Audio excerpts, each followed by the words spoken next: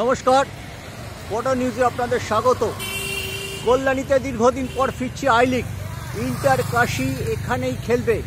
কল্যাণী স্টেডিয়ামের পাশে একটি নতুন হোটেল হয়েছে গ্যালারির তলায়, অনেকটা সল্টলেকের স্ট্যাপল হোটেলের মতো। এখানে প্রতিপক্ষ দল থাকবে ইন্টার কাশী রাজারহাটে যে হোটেলে আছে সেখান থেকে এসেই খেলতে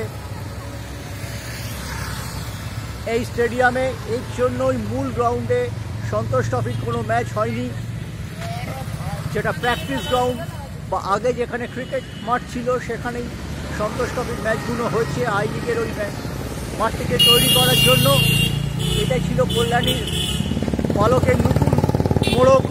যোগী রাজ্যের দল ইন্টার কাশী কল্যাণীতে এসে হোম ম্যাচ খেলছে।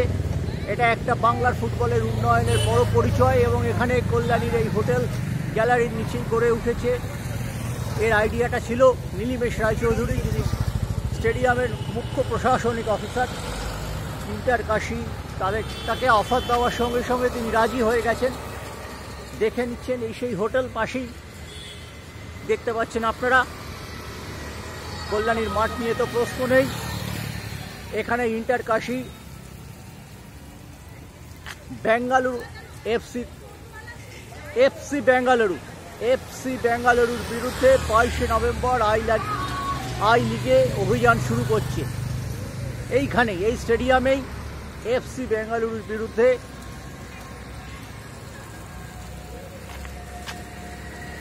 ইন্টার কাশী শুরু করছে তাদের আই লিগের অভিযান।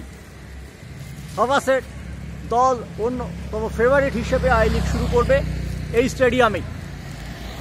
এটাই ছিল কল্যাণী থেকে আপাতত শেষ আপডেট আমাদের।